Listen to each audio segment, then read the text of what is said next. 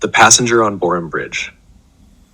They say the night air over the Zuari River is different, heavier somehow. It clings to your skin like damp cloth and carries whispers that seem to come from nowhere. Seish had never believed any of it. He'd crossed Borim Bridge more times than he could count, day and night, and the only thing that had ever made his pulse race was watching the needle climb on his speedometer. But that night was different.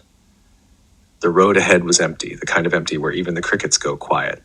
The river below was black and still, stretching out like a sheet of ink with not a single star reflected on its surface. The old Portuguese-era bridge groaned faintly under his tires, its wooden planks and rusting railings long past their prime. And then he saw her.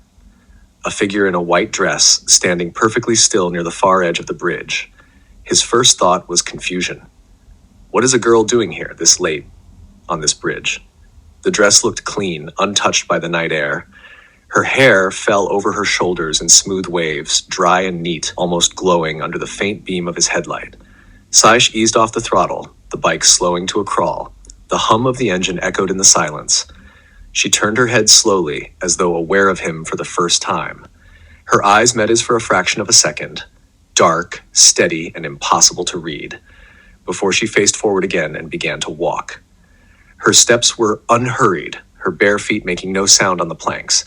Then, without warning, she climbed onto the railing, balanced there for the briefest heartbeat, and jumped. Seish's breath caught. He threw the bike onto its stand and rushed to the edge. Below, the Zuari lay in complete stillness. No splash, no ripples, nothing. The silence pressed against his ears. His own breathing sounded too loud. Then he realized it wasn't his breathing he was hearing.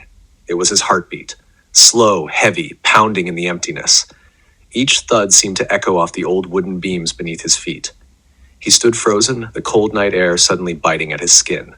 A crawling unease ran up his spine, and then the engine of his bike went dead. The sound snapped him out of his trance. He spun around. The bridge was empty, no one there. Fear hit him like ice water. He ran back, his hands shaking as he grabbed the handlebars. He kicked at the starter once, nothing. Again, still nothing.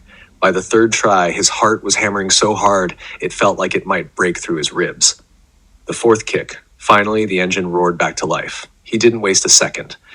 He twisted the throttle hard, the bike lurching forward.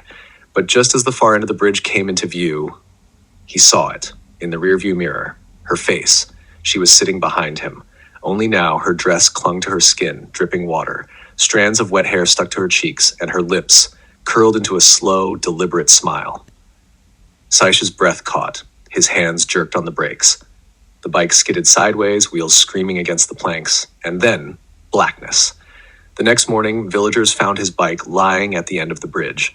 Seish was never found, and though Borim Bridge is broken today and no longer in use, on some nights they say you can still see a bike crossing it. 2 riders, one of them dripping, wet.